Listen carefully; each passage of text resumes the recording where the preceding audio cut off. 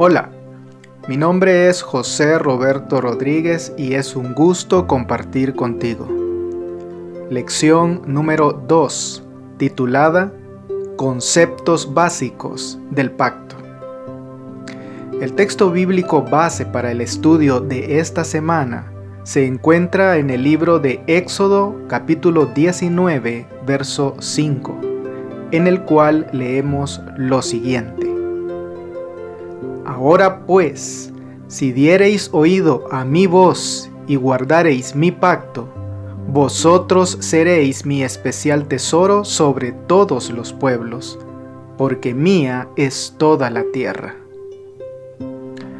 Antes de ordenar a los hebreos que guardaran su pacto como era su derecho soberano, bondadosamente Dios invitó a su pueblo a hacer lo que sería para su propio beneficio.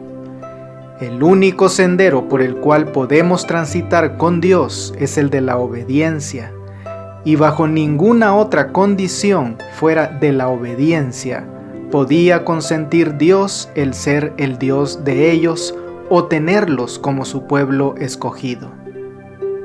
Seremos su especial tesoro, es decir, su propiedad personal. Sí, porque cada hijo de Dios, cada cristiano consagrado, es una joya en la corona de nuestro Señor, y así es considerado por Él.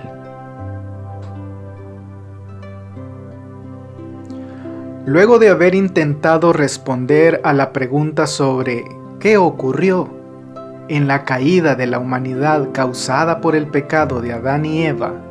En esta semana nos concentraremos en resumir prácticamente todo nuestro trimestre de estudio, haciendo un recorrido por cada uno de aquellos pactos que se convirtieron en manifestaciones de la verdad presente de aquel verdadero pacto, que finalmente se ratificó en el Calvario.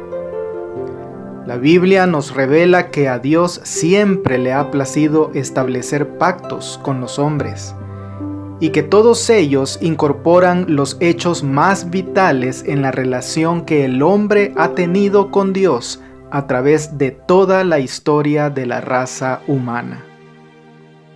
Cada pacto representa un propósito divino, y la mayoría de ellos constituyen una absoluta predicción, tanto como una promesa inalterable del cumplimiento de todo lo que Dios ha determinado. Si llevamos nuestra consideración del tema hasta el tiempo cuando los pactos fueron hechos, descubriremos que ellos siempre anticiparon el futuro y tenían el propósito de ser un mensaje de certidumbre para aquellos con quienes el pacto era establecido. Pues bien, nuestra ruta de aprendizaje para esta segunda lección iniciará con el pacto que Dios hizo con Noé. Continuaremos con el establecido con Abraham, proseguiremos con el del Sinaí, para finalmente arribar al que todos los demás hacían referencia, el nuevo pacto.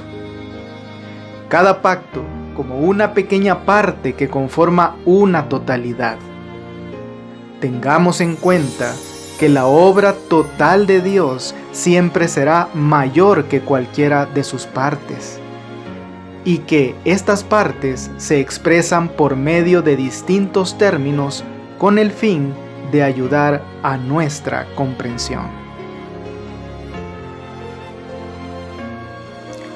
Un pacto es una relación especial en la cual las personas involucradas deciden hacer una alianza que implica un firme compromiso y que por lo general incluye ciertas demandas de cada persona que entra en la alianza.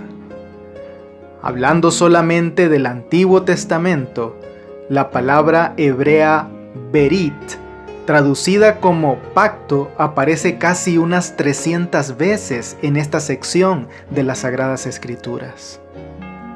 Uno de esos ejemplos lo tenemos en el libro de Génesis, capítulo 17, verso 2.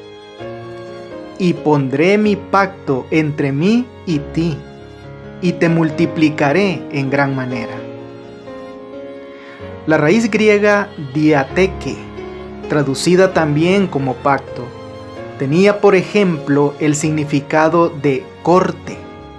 Esto relacionado con el pacto antiguo del corte o la división de los animales sacrificados y cortados en dos partes, y las personas contratantes pasando entre medio de estas partes cuando hacían dicho pacto. Y si bien el origen de la palabra es incierto, ha llegado a significar aquello que vinculaba a dos partes. El término pacto se usa en las Escrituras para los convenios entre hombre y entre uno o más hombres y Dios. Hablando en general, pacto generalmente aparece en este último sentido. Los pactos antiguos eran de dos clases: los que se hacían entre iguales y los que involucraban a un señor y un vasallo. En un pacto entre iguales había un acuerdo mutuo acerca de las condiciones, los privilegios y las responsabilidades. En un pacto entre un señor y un vasallo, un conquistador y los conquistados, entre un superior y un inferior, el señor o el conquistador especificaba las condiciones, los privilegios y las responsabilidades que competían a ambos pactantes, y el vasallo o la nación subyugada se sometía a las condiciones que le eran impuestas. Un acuerdo semejante a estos fue, por ejemplo, el que propuso Sennacherib a Ezequías. Sin embargo, a través de las Escrituras, el término pacto describe más comúnmente la relación formal que existía entre Dios, por una parte, e Israel como el pueblo escogido, por otra. Obviamente, este no era un pacto entre iguales, sino entre el Dios infinito y el hombre finito. El Señor mismo determinó las provisiones del pacto, las dio a conocer a su pueblo y les dio la posibilidad de aceptarlo o rechazarlo.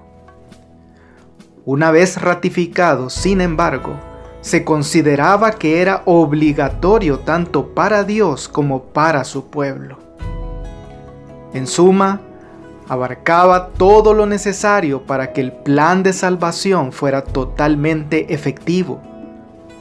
Por su parte, Dios prometía bendecir a su pueblo, darle en posesión la tierra de Canaán, revelarle su voluntad para ellos, enviarles el Mesías y emplearlos como un instrumento escogido para convertir al mundo.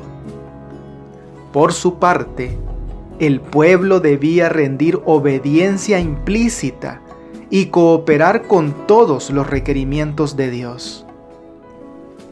Tres elementos básicos son importantes en este contexto del pacto bíblico como un acuerdo: las promesas confirmadas por Dios, el compromiso de nuestra obediencia y el cumplimiento del compromiso a través de Cristo y el plan de salvación. ¿Sabes cuándo aparece la palabra pacto por primera vez en la Biblia? Libro de Génesis, capítulo 6, verso 18. Mas estableceré mi pacto contigo, y entrarás en el arca tú, tus hijos, tu mujer y las mujeres de tus hijos contigo. Pues aquí lo tenemos. Un primer convenio registrado entre Dios y Noé. Al concluir un pacto con Noé, Dios fortaleció la confianza de ese varón justo en la seguridad del cuidado divino, ya que sin importar lo que ocurriera, Noé sabía que él y su familia estarían a salvo. Las promesas del pacto incluían aún a los hijos de Noé que no habían nacido y a sus esposas, porque en ese tiempo Noé todavía no tenía hijos, aunque ya tenía 480 años de edad. Ninguno de los antepasados de Noé había esperado tanto tiempo para tener descendientes, y muy probablemente él había ya renunciado a la esperanza de ser bendecido con hijos. ¿Sabes? En muchas ocasiones Dios preparó a sus instrumentos escogidos para tiempos de crisis, guiándolos a través de largos períodos de chasco, para que pudieran aprender a tener paciencia y para que confiaran en Él. La orden de construir el arca, pues, incluía la seguridad indirecta de que al preservar la vida, el linaje familiar de Noé no se extinguiría. Por lo tanto, el nacimiento de sus hijos sería para Noé una señal de igual certidumbre acerca de la venida del diluvio. Noé prosiguió por fe aquel pacto, creyendo cosas que aún no se veían. Génesis capítulo 9, versos 13 y 15. Mi arco he puesto en las nubes, el cual será por señal del pacto entre mí y la tierra. Y me acordaré del pacto mío que hay entre mí y vosotros y todo ser viviente de toda carne. Y no habrá más diluvio de aguas para destruir toda carne. El arco iris, un fenómeno físico natural, es un símbolo adecuado de la promesa de Dios de no volver a destruir la tierra mediante un diluvio.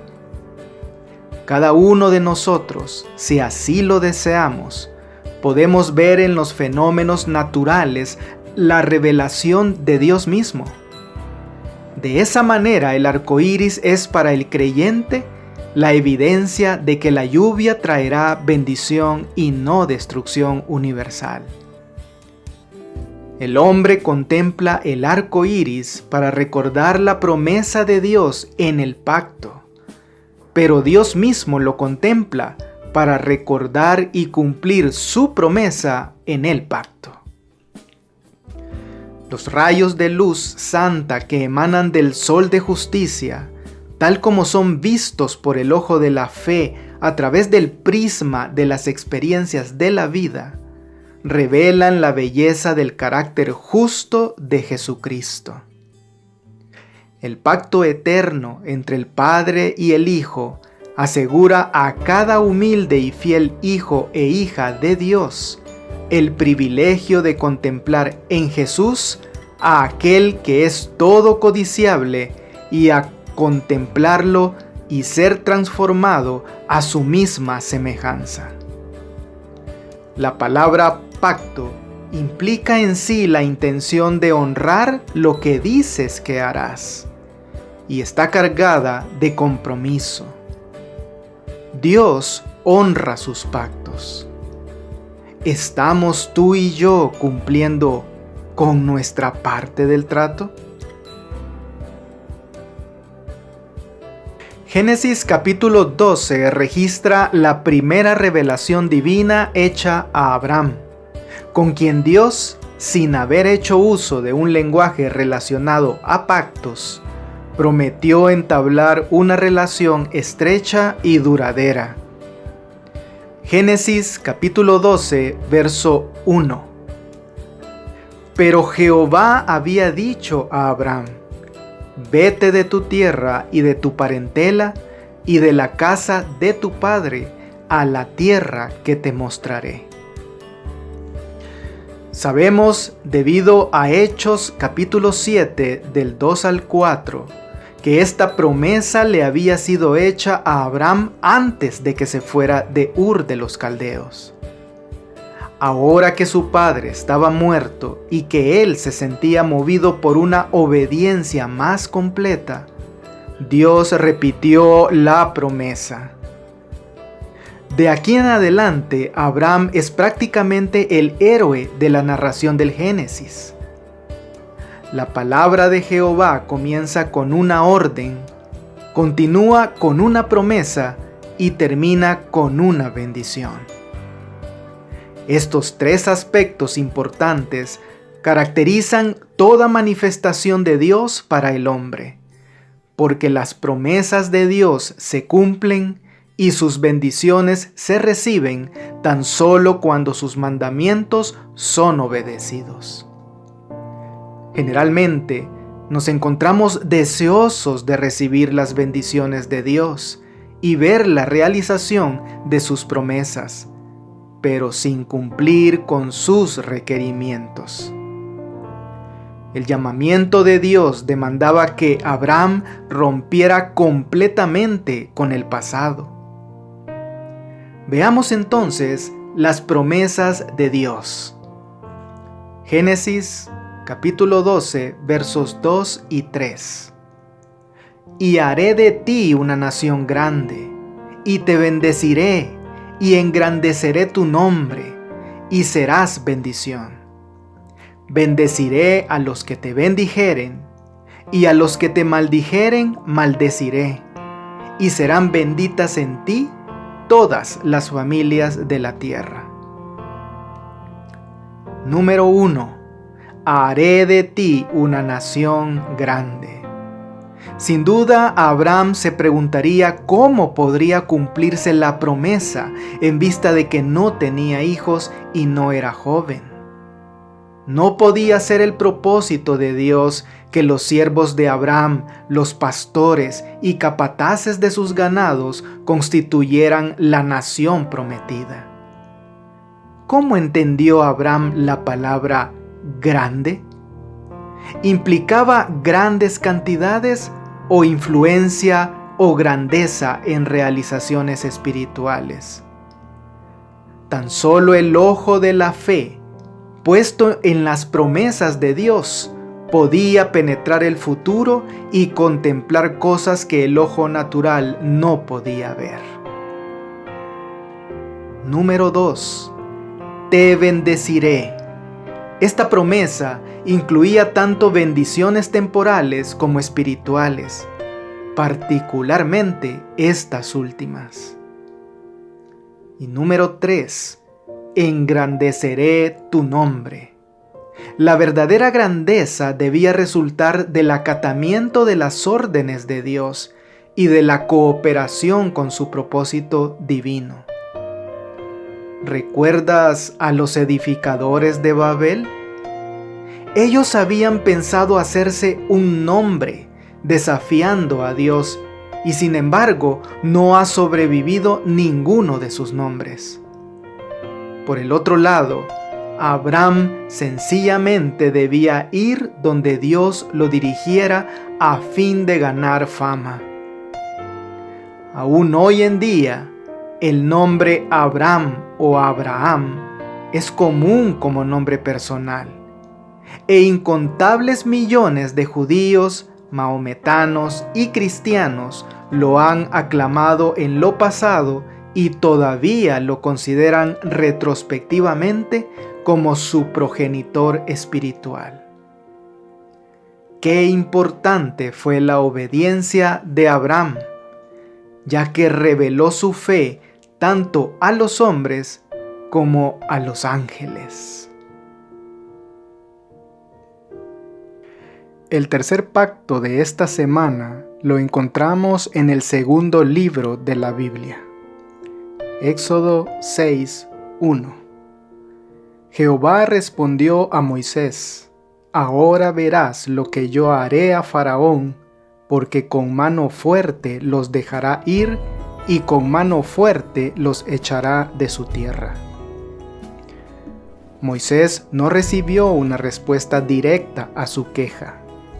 En vez de eso, Dios le prometió otra vez la liberación de Israel con mano fuerte. Puesto que Moisés no estaba preparado para entender el proceder de Dios, no hubiera sido útil darle una explicación. El Dios del pacto simplemente le estaba diciendo: lo que yo hago, tú no lo comprendes ahora, mas lo entenderás después. Esto puede explicar, por lo menos en parte, por qué Dios no revela todo lo que podría acerca del futuro. Éxodo 6:3.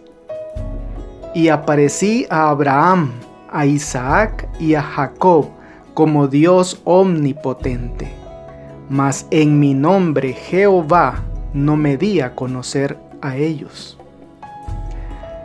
Bajo este nombre, el registro sagrado presenta varias revelaciones de Dios, como la del caso de Abraham y el de Jacob, aun y cuando el nombre pleno no es usado por Dios en ninguna aparición a Isaac que se haya registrado.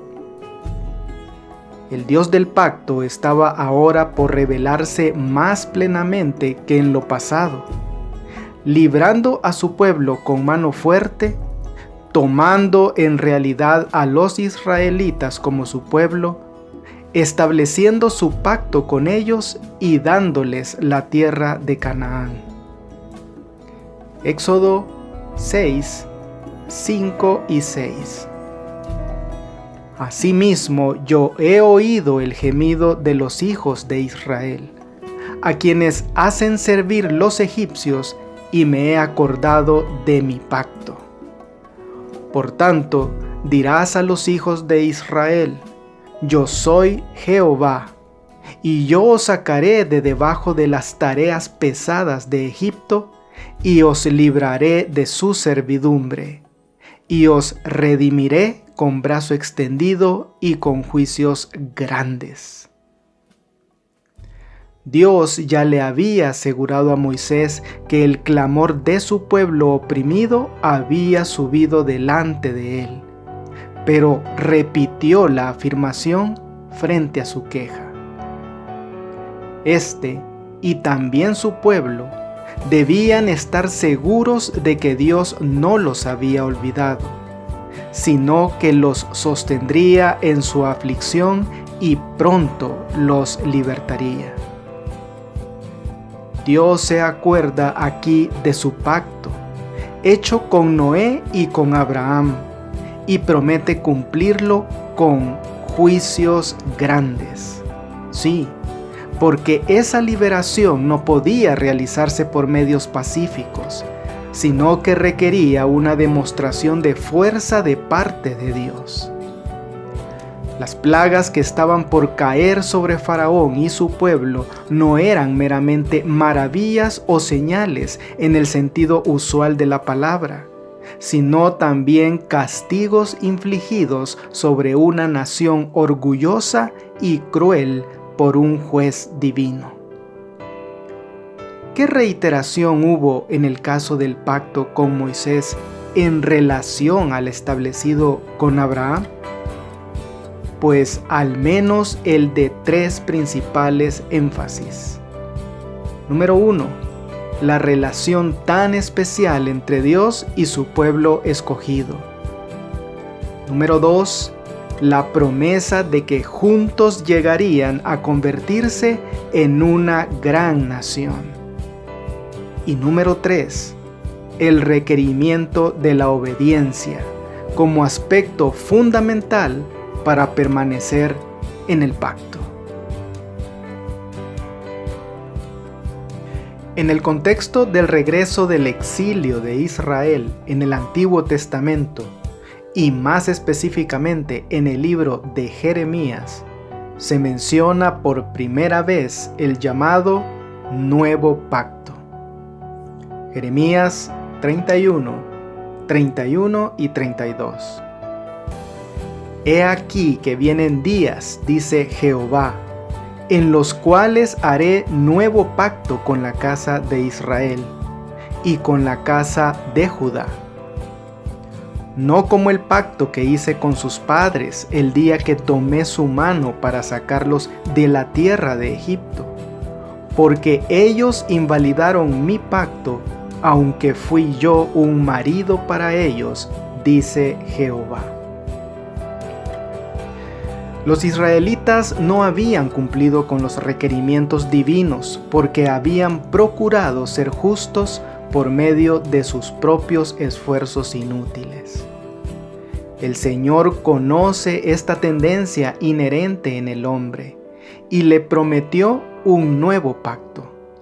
Y por medio de ese pacto el hombre llega a ser santo por la fe en el Redentor y Santificador. Dios deseaba que los repatriados experimentaran de todo corazón y con toda el alma la realidad del nuevo pacto. Pero la nación no alcanzó este ideal. Un nuevo pacto fue prometido y necesitado porque Israel no mantuvo y no podía mantener el pacto que Dios había hecho con ellos en el Sinaí. Ese pacto no estaba diseñado para ser suficiente. Era una preparación para el nuevo pacto que iba a venir. Jeremías 31:33. Pero este es el pacto que haré con la casa de Israel después de aquellos días, dice Jehová. Daré mi ley en su mente y la escribiré en su corazón, y yo seré a ellos por Dios, y ellos me serán por pueblo.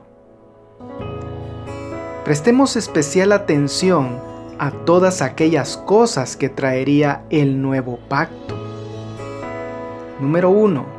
Traería una transformación interna, ya que la ley de Dios ya no sería solo externa.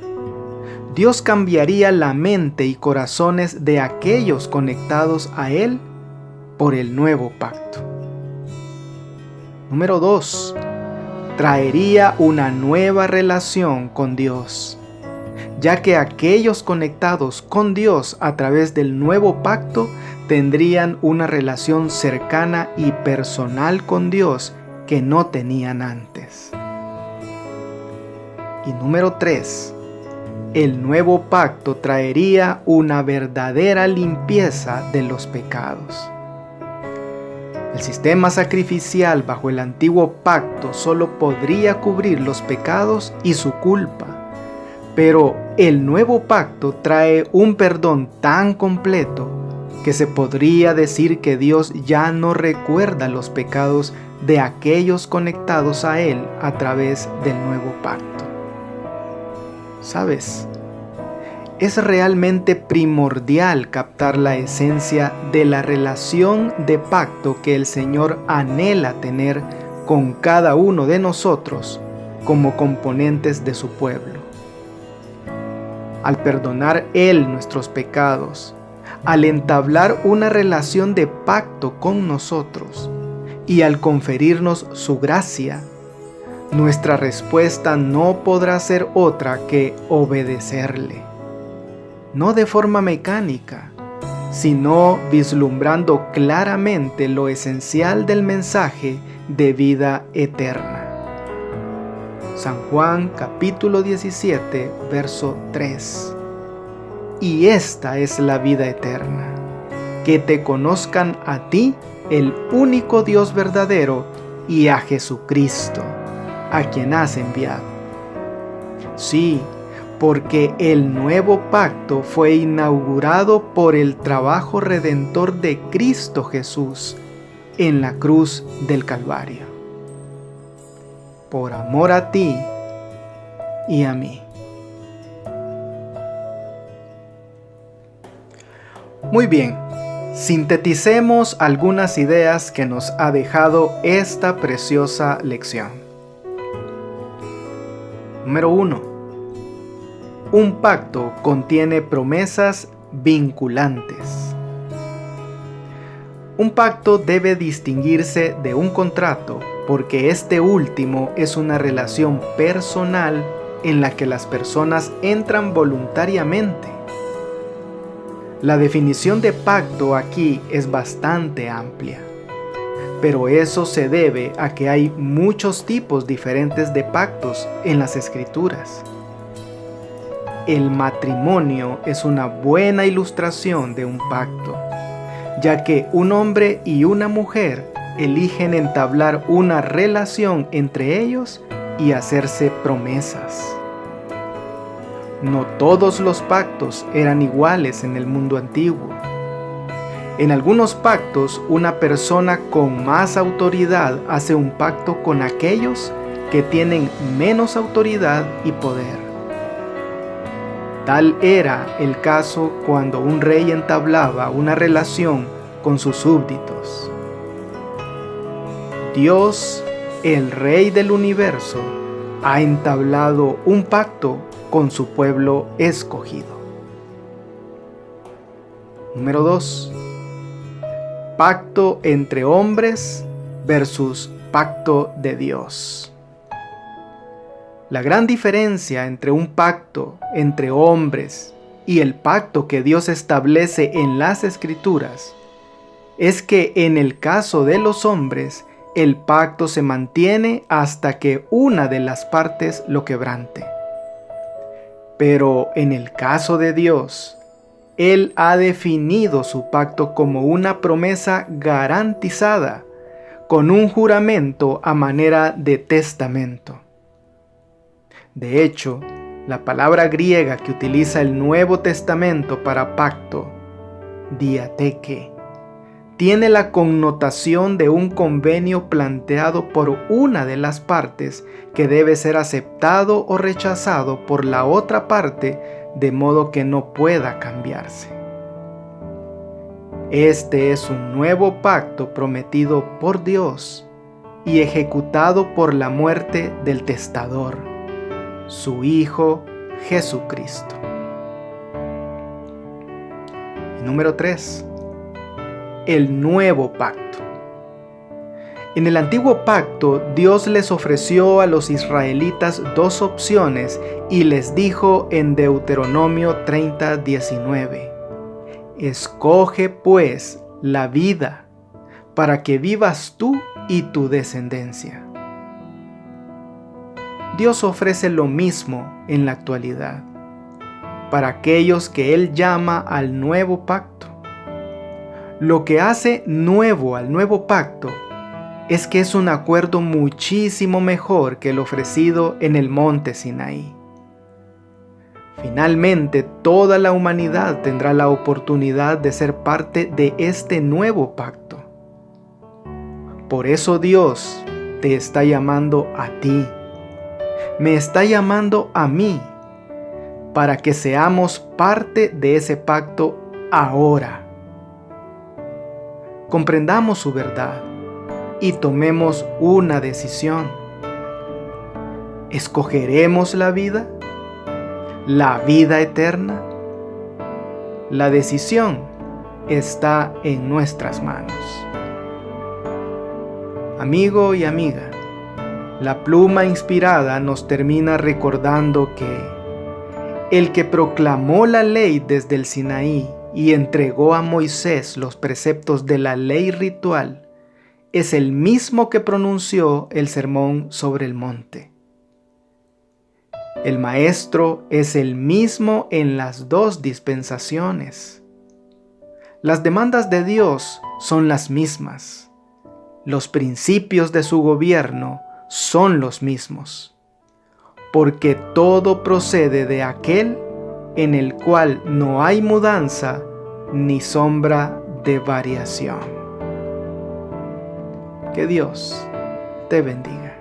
No olvides apoyar este ministerio suscribiéndote a mi canal de YouTube. Con esto tendrás acceso a un video resumen completamente ilustrado y animado de la lección de escuela sabática para adultos al inicio de cada semana. Espero tus likes y tus comentarios de la lección. Bendiciones.